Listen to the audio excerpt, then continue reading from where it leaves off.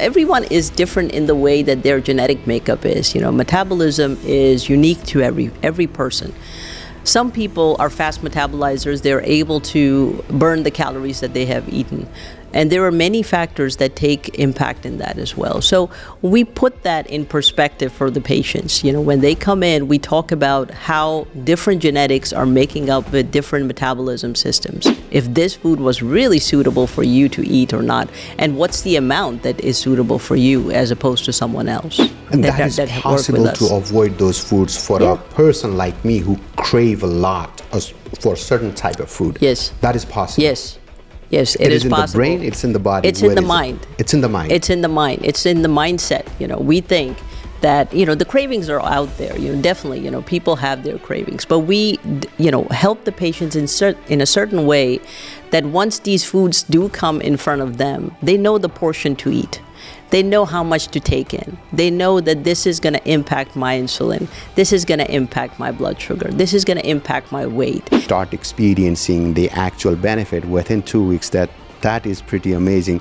What made you change in her lifestyle? What made you change in her diet? What made you change in her, overall, aspect of weight?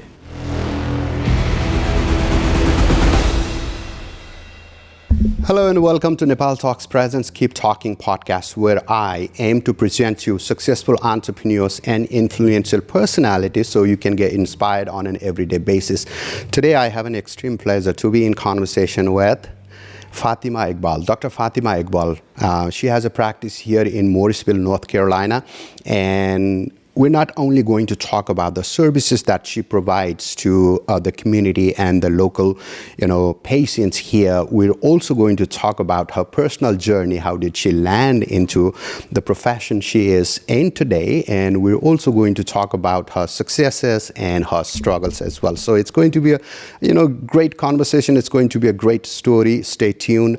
And let me welcome Dr. Fatima Iqbal. Dr. Fatima, thank you so much for accepting our invitation. I really appreciate your time. Thank you, Anna. Thank you for having me on. I really wanted to connect with the community as well, so it's a pleasure to be here. Fantastic. Let's begin with who is Dr. Fatima?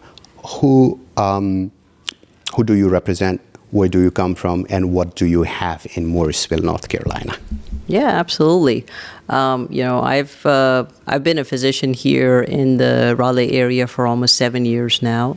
However, I wanted to open up my own practice for the longest time. So my goal has always been higher than working at the primary care locations here. I started off at Duke Primary Care as a primary care physician. And then I worked there for 2 years, didn't really like it too much, as most people who get frustrated with the normal primary care setup do. I ended up going to hospital medicine, where I still work at today.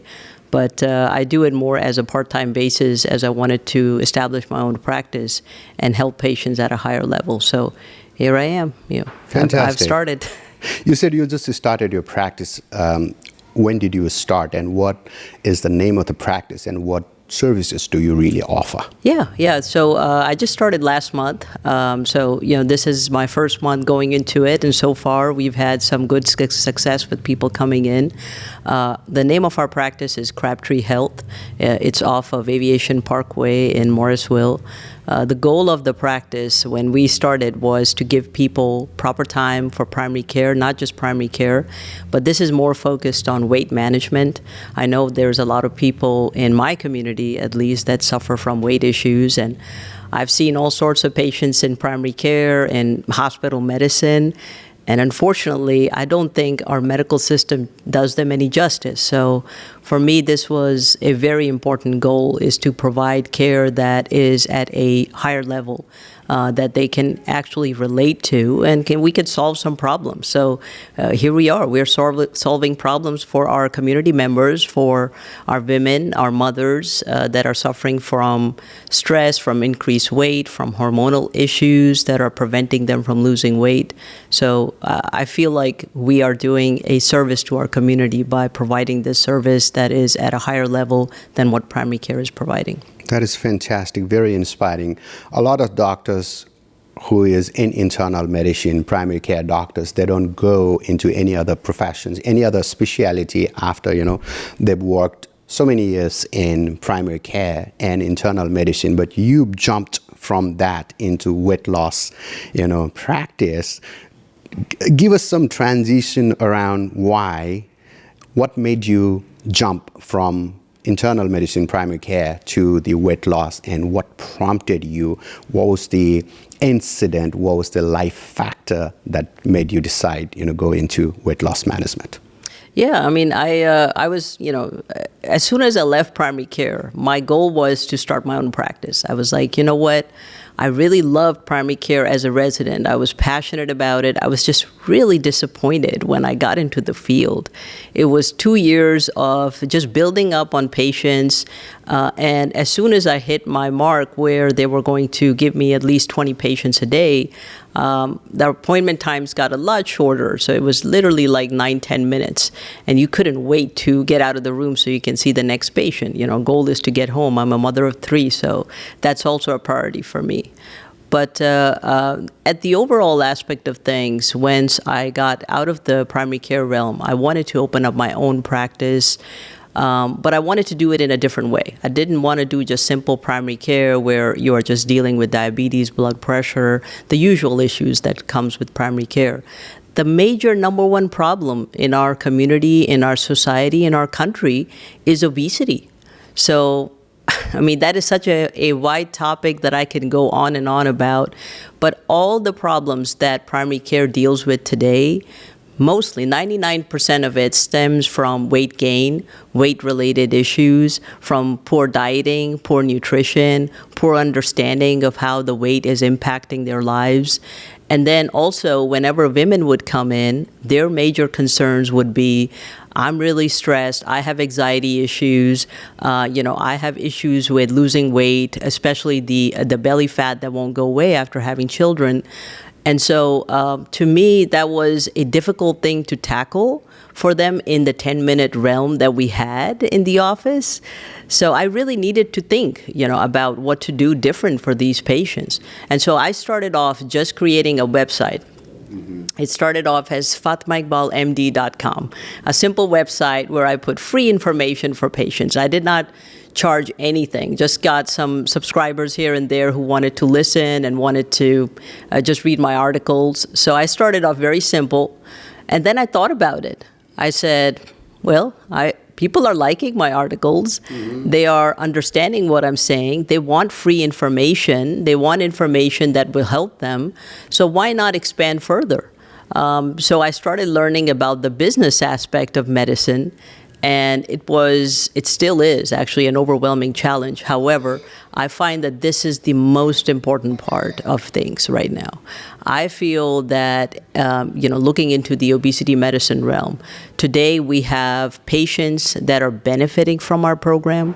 They are able to come in, they're able to get a 60-minute appointment, mm-hmm. which is unheard of in primary care. That is fantastic. Yes, and they're able to at least talk about, or we can go through entire life cycle where their obesity problems started, where the weight gain happened, and then we handle other primary care things like diabetes, blood pressure. We're able to prescribe medication. We are able to do everything within the same umbrella, but it's focused on the patients who really need the care with weight gain and with women that are suffering from hormonal issues. So we're pretty focused. That is fantastic. I would like to go into those small steps that are taken on a first visit and how do you actually take care of those.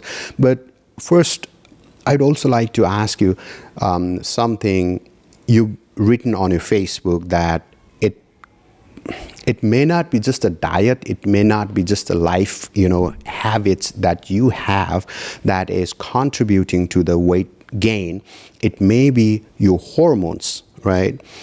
I recently had a chance to travel to a different country, Australia, and it's obviously this is not backed by any data. It's just by simple observance of how people look there and how food are prepared there. I see that not a lot of Australians are obese in comparison to Americans.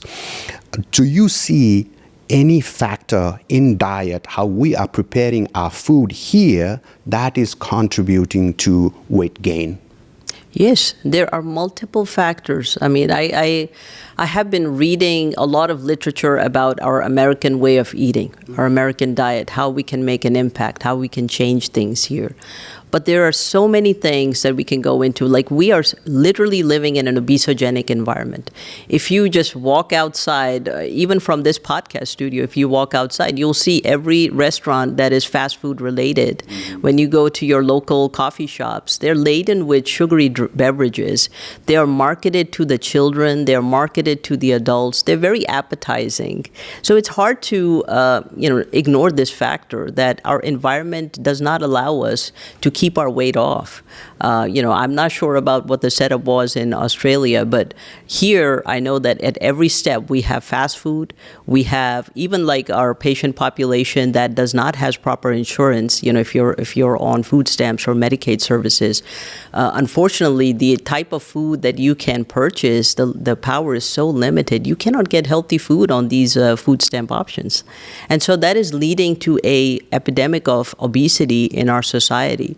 That alone, and that said, with all the preservatives and all the ingredients that are added on into the children's food and our food, that keeps us in an inflamed state, that prevents us from losing weight, that changes the gut bacteria, allows for toxins to build up in the body, messes up the hormonal system back to it again, and then it promotes the weight gain cycle all over again. So it's very, it's a very complicated process. And to understand it, I had to educate myself at a whole different level than what medical school had offered. It is looking into the functional aspect of things as well. It's not just the medicine itself. That's great to learn about how you can put a Band-Aid on a problem. We have the new medications out for obesity, but that is the Band-Aid on the problem. It did not solve the issue that we had to begin with. How do you change people's lifestyle? So we are impacting patients in that direction. We are changing their lifestyle. We are changing their exercise motivation.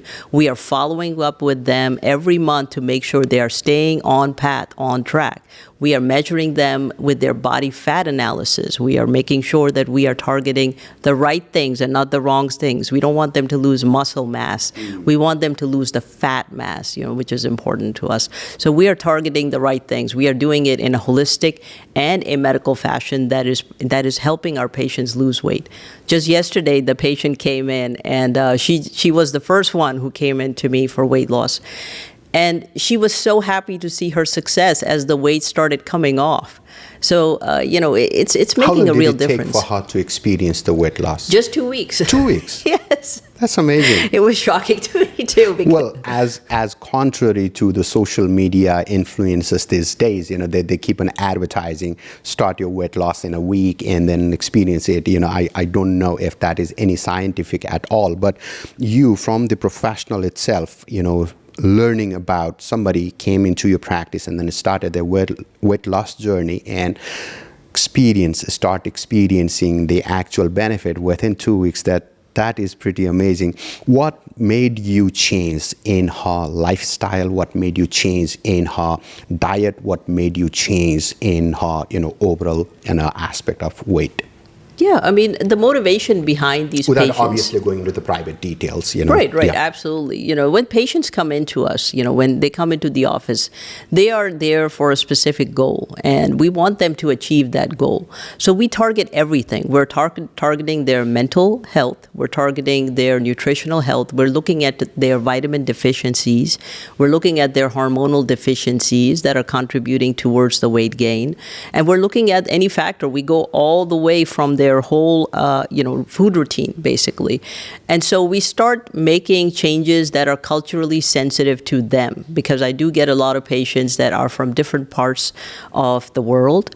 And so we try to make a dietary plan that is more conducive to them. And so I think that becomes an important aspect because it makes the diet easier to follow. We allow for, factors to take place, such as a busy professional who is coming in and is unable to cook food at home all day. So we're able to make those changes for them. And so when they incorporate these changes and they're incorporating the exercise plan and we're following up with them, we're making sure that they're staying on track. track. And we also use devices like CGMs, the continuous glucose monitors, that make sure that when they eat something like, for example, rice with gravy, they're able to tell that their sugar has spiked. And so if the sugar is spiking, the insulin is spiking where they are storing the fats. So they make those changes accordingly as well. We give them targeted goals. We give them targeted analysis of their micronutrients, the carbohydrates, the protein, the fats to take in, and they make the changes accordingly. And so we're following up with them, and they're getting success from it. Now, if they need medication, we're not shy of that. There are people that really truly need the medical benefit of things. Some of them have pretty high BMIs that require it. And so, as a physician, we're able to prescribe those, but we don't want that to be a forever cure for them. We want them to be a temporary step where they can get off the medication and make these changes on their own. Okay, that is great. What I'm interested also in knowing is that my wife and I eat the same amount of food, right? She eats exactly the same thing that I eat, and we prepare our dinner at home. But she does not have as much as weight gain as I do. I'm 180 right now, and I'm struggling to, reduce even 5 pounds in a month. In 2 months, I've been trying hard. I've been a very, big eater in my entire life. And at this point, at the age of 45, I feel like, that is something that I cannot achieve. First of all, why does she not gain the same amount of weight that I do with the same amount of food? And if I can achieve that result, like a 5 pounds, 10 pounds in however many months it requires, is it possible? So 2 questions. Yes, absolutely. So everyone is different in the way that their genetic makeup is. Metabolism is unique to every person. Some people are fast metabolizers. They're able to burn the calories that they have eaten. And there are many factors that take impact in that as well. So we put that in perspective for the patients. When they come in, we talk about how different genetics are making up with different metabolism systems. And so, when that becomes a factor, when we look into things and we utilize advanced techniques like the continuous glucose monitors, we're able to pinpoint that perhaps there are certain foods that are spiking your insulin and your blood sugar. And so they may not be suitable for you if they are suitable for your wife. So that makes a big difference in how people can change their diet and how they can successfully lose weight. Besides the hormonal issues, definitely we look into that and make sure that the hormones are balanced in a sense that is conducive to weight loss. But if there are other factors that are impacting, such as certain dietary foods that are not suitable for you and they are suitable for someone else, so that is something that is looked at with the continuous glucose monitors, because that gives you 100% analysis about if this food was really suitable for you to eat or not, and what's the amount that is suitable for you as opposed to someone else. That is fantastic. Now I'm energized to come to your practice and start my weight loss journey, because I've been trying hard in the last few years, and every time I make a decision, I make up my mind. Okay, from today onwards, no more fat, no more fried food, no more chicken, no more lamb, no more goat. That's what we cook at home all the time. And then the next day, I give up. What motivational factor should I consider? What is the motivation? What should be the motivation in my weight loss journey so I don't give up in the middle of, not even the middle of, just after starting? Yes, I mean, and it's not just your story, Anant. There are many patients who struggle with motivation. That's the number one thing. The discipline to follow through on a diet, discipline to follow through on an exercise plan. So, when you have a more personalized program that we provide, when you have a more one-on-one interaction with the physician. So when my patients, they send a message through the secure portal to me, it comes straight to me. And I'm the one answering all their questions. If they call my phone number, I'm the one who is answering their calls, So we have the capability to provide them, first of all, with any questions that they may have regarding the dietary program, they sign a contract with us. They make sure that they are staying on track with the contract. And so when we see that the patients are not able to do that, or if there is a lack of motivation, we have a health coach that we work with. And they are someone who are following up with the patient every week. So make sure that they stay on track. And that is our goal. We want them to stay on track. They are providing them with the emotional, the mental, and the support that they require to keep on with the program, which is so important to us because we want to change their habits. We want to change their lifestyle. We want to build that discipline, and we want to take the months needed to build that discipline so that when they leave our program, they don't need to come back to us again. I mean, that's not the goal. The goal is to get them off so they are better off in the future. So, for us, it's not about having, even though we are a monthly subscription program, because we want patients to come back on a monthly basis as long as they need us. We are not someone who is going to benefit off of them for lifelong journey here. We want them to develop these habits for life and have them on hand and have understanding of the nutrients that they're eating and eventually get off those nutrients if they're spiking their insulin. So when patients leave our program, they are better educated to make these changes, and they understand things. They understand when they go to a party, when they go to the festivals, they know that these are the foods that are going to spike my sugar. They're going to make me gain weight, and I'm not going to indulge myself in it, or I'm going to eat very little of it. So I find a lot of pride in the patients that and that is work with possible us. to avoid those foods for a person like me who crave a lot for a certain type of food. Yes. That is possible. Yes, it is in possible. The brain, it's in the body. It's in the mind. It's in the mind. It's in the mind. It's in the mindset. We think that, the cravings are out there. Definitely, people have their cravings. But we, help the patients in a certain way that once these foods do come in front of them, they know the portion to eat. They know how much to take in. They know that this is going to impact my insulin. This is going to impact my blood sugar. This is going to impact my weight. They are on a goal-oriented journey, and we are hopeful that they will follow through with this journey. Fantastic. So for a person like me who likes, even after dinner, right? Even after dinner, I'd like to munch something. I'd like to have some snacks. I'd like to have some sweet, you name it, any kind of crap. You would give it to me, and then I don't, say no to it. Right. Even after having dinner, and I would be able to benefit from the weight loss management. Yes. Now that? I'm finding out what's going on with you. So absolutely, that's exactly the case. Yeah, that's why we talk for at least 60 minutes in the beginning. We try to pinpoint exactly where the problem areas lie. And we try to provide alternatives to that as well, whether it's through food preparation or finding other ways where you can actually satisfy your cravings. We try to find those ways. We try to find those balances. But the funny thing that happens with the body is once you start losing weight, your hormones in your brain change.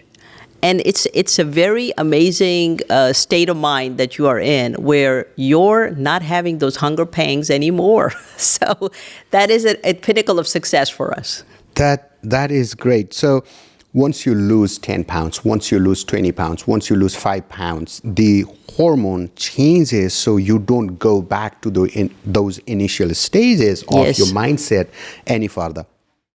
It's amazing.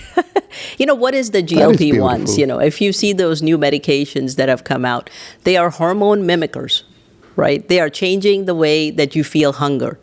So what happens when you're losing those fat cells? And fat cells are responsible for the same hunger hormones. So when you are losing those fat cells on a permanent basis, you are getting rid of that imbalance that is there. And not only that, the women are also getting rid of so many imbalances from their estrogen cycles to their menstrual cycles. They are regulating themselves. So we are helping them in a holistic fashion, changing the entire way that they function and changing those cravings so they understand their food better. So understanding changes everything for these patients. That is so incredible, Dr. Fatima. I'd like to talk about the flyer that you have on your social media site that says how obesity specialists handle complex cases for weight loss such as type 1 diabetes. Talk about this. Explain Yes. this to us. Yes. So, there's many times that we've had patients, and I've seen them many times in the hospital too, where they've had gastric bypass.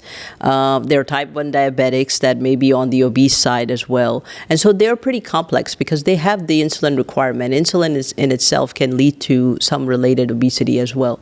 So we do work with them where we can manage their diabetes, their type 1 diabetes, and also help them with the weight loss journey, allowing them to have medications that also help them with weight loss. But besides that, we also work with their dietary impact, making sure that they don't go into basically a ketosis state where they can get into trouble. So they are complex cases that we can deal with as an obesity medicine specialist and someone who is trained in helping patients on a complex level, especially the gastric bypass patients who at one time had success with their surgery, lost the weight, and unfortunately what happens is they end up gaining all the weight back and even more because they simply don't understand the dietary aspects of things. They're not understanding how their body is functioning. Their body's hormone levels are changing. So we are making a difference on that level as well, where we're dealing with the true internal medicine cases, your heart failure patients, your patients who are on dialysis.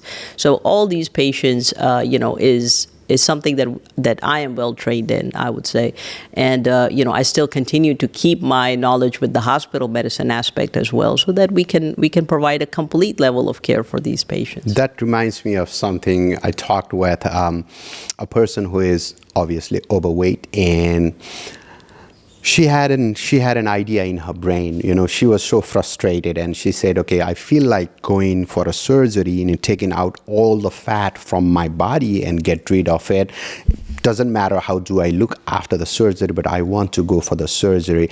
But what you're saying is, even if that is a possibility, even with a surgery, even with the fat removal, if that was any possible in today's scientific, scenarios, even after you do that, if that was a possibility, that's not going to help because it's going to come back unless and until you change the habit, you change the mindset, you change the dietary, practices, and you are guided by someone like you. Yes. Yeah, that's the most unfortunate truth because, we have bariatric surgery, which was very famous. Now they're resorting more towards medication management. But, the goal of it was to, tighten the stomach, stomach stapling or reducing the size of it, reducing those hunger pangs. Patients still struggle with weight loss besides the fact that they haven't changed anything else. Our environment has not changed. It actually, if anything, it's getting worse. We get more food options for patients. We get more obesogenic restaurants that keep opening up, and the food is getting more and more palatable, appetizing. I mean, look at Cheetos. It has 50 different flavors that appetize to the population who are Cheetos lovers.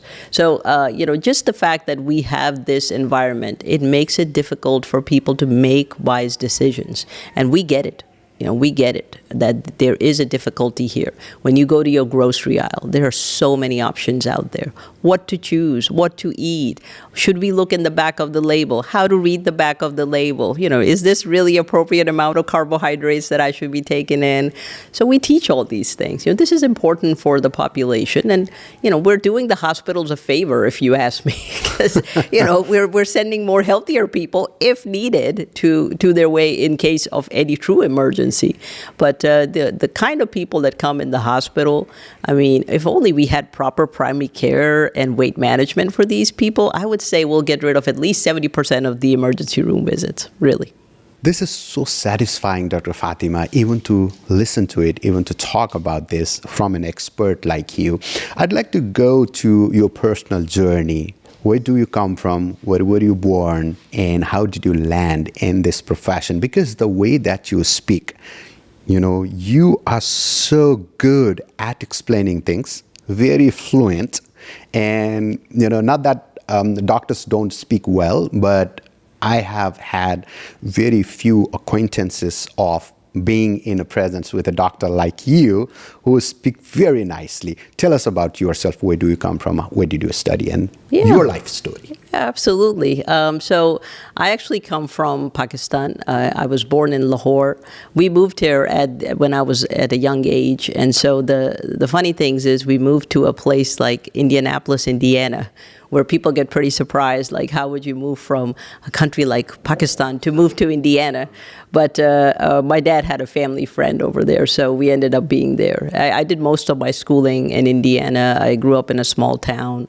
It was nice, I would say we didn't have too many people of the community there. So it was a lonely journey, but it was a good one. I did initially. I started off with being a cytotechnology major. Cytotechnology. I saw that on your Facebook page. What does that mean, cytotechnology?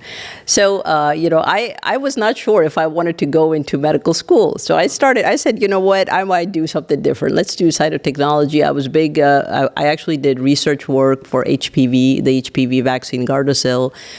Actually came from one of the labs in Indianapolis with the Indiana University. So I worked with the physician there.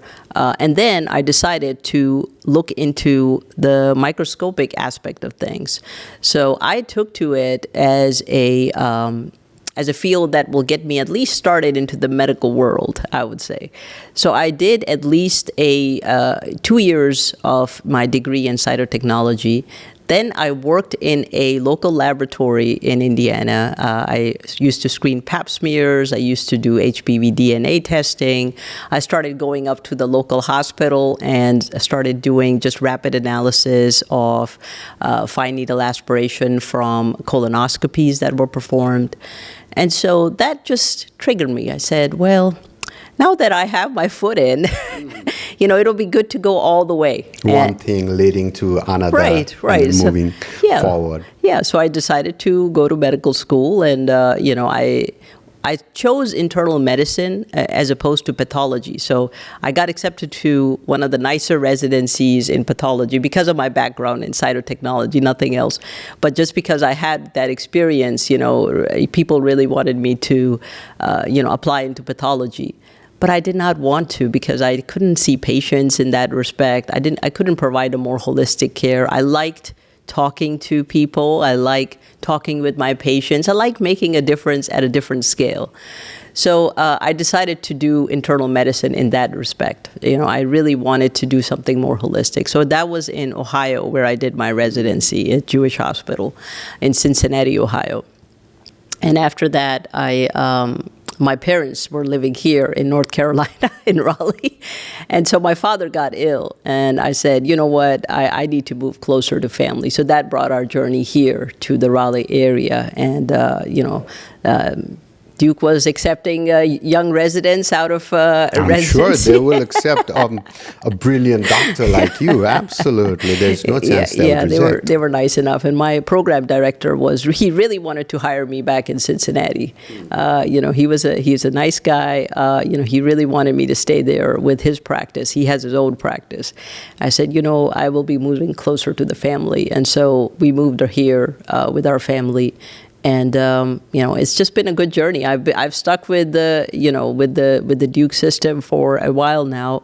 It was a bittersweet departure, I would say. Last year, actually, I just left in February, the end of February, my position as a nocturnist there. But it was a good decision because I really wanted to change the way that medicine is practiced in the primary care realm, and I saw a lot of direct primary care doctors that were motivating me. They said, it is better if you do something on your own. You have the passion, you have the skills to do it. I know it's scary in the beginning, which it is, but I have no regrets whatsoever. I feel happy every day that I see the patients, and I feel like every day we make a difference in these patients' story. And some of them even say it to us, you're making a big difference for us. I've never had an appointment like this before. I've never had anybody talk to me or listen to my story the way that we do. And so I feel proud of the work we do every day. Dr. Fatima, I have never had a podcast like this before. Okay. I appreciate No, honestly, I'm not saying it just for the sake of saying it, because we've touched about your expertise. We've touched about your story as an immigrant and why did you land in this profession, and the way that you speak, the way you explain. Like, again, this is the second time I'm telling you, it is going to be so important to establish your establishment, your own practice. And I don't know how many endorsements you got for that transition from a reputed hospital to a private practice like yours, but you got my 100% endorsement. You probably got one more patient to take care of. Thank you. Thanks, Ananta. I appreciate it. I'm enjoying my journey so far. I'm learning new things, and I feel like, I'm in my 40s now, so I feel like I have learned many things in my life, but I still have so much to learn. And every day that the patients come in, tell their story, I just wonder, I say, well, I don't think any other primary care location would be able to provide this level of care for them. And so I take on, and even if they ask me to take on their primary care, responsibilities, I'm happy to do it because I feel I have enough background now to take care of majority of their problems. So I feel very proud of the work we're doing. You are very humble, Dr. Fatima. At the last, I'd like to provide this an opportunity to, give an information to the audience about your practice. Where are you located? What is the name of the practice one more time? And what are some of the things that you want our audience to know about you and your practice? Yes, absolutely. So we're not too far away from here. We're right in the center of Morrisville. We're off 2000 Bearcat Way, Suite 103. It's right off the Aviation Parkway. So it's pretty central location for us, which was important to me because I wanted the community, a lot of our community members stay within the Morrisville, Cary, Apex area. So I wanted to stay closer to them. And besides that, we are open almost every day, Monday through Friday, 9 to 5. Patients can make appointments online. We have our website at www.crabtreehealth.com. On April 12th, we are doing an open house for our community members, and we're very excited about that. We'll have free body mass analysis scale reports for them so they can actually analyze and see how much % body fat they actually hold and if this will benefit them. Besides that, they can take a look at our practice. They can do a walk around. They can see, they can ask questions. I'll be there all day. We're going to start around 11 a.m. and end at around 6 p.m. So that's on April 12th. April 12th, yes. April it's a Saturday. 12th. Yes. Saturday. Yes. Crabtree Health. Yes. Crabtree Health. Yes. Dr. Fatima is conducting an open house. If you are even interested in knowing about your body mass index, or thinking about losing weight for a long time but haven't had the courage to step into it, then this could be the finest opportunity for you. April 12th this year at Crabtree Health, she's conducting a open house. Dr. Fatima, let me grab my phone. And anybody can make an appointment by giving you a call? Yes. What's the phone number? It's 910. Because I'd like to make an appointment. Oh, yeah. Appreciate it. It's 910 808 9398. 9398, and this is Crabtree Health. I'm going to call this, then save it later. Thank you so much for your time, your insight, and everything that you have showered in this podcast and enlightened us on different aspects of weight loss, weight gain, and things like this. Dr. Fatima Iqbal, do you have any last-minute thoughts before we wrap our conversation today? I just wanted to say thank you to you and your team for letting me be on this podcast. It's always a pleasure to connect with the community. I wanted to do this open house to connect with more community members and to put them at ease, to make them understand how they can sign up for our practice. They can also come in and enjoy some refreshments. They can have all their questions answered. So this will be a good opportunity, I would say. Very good. Thank you very much. Yeah.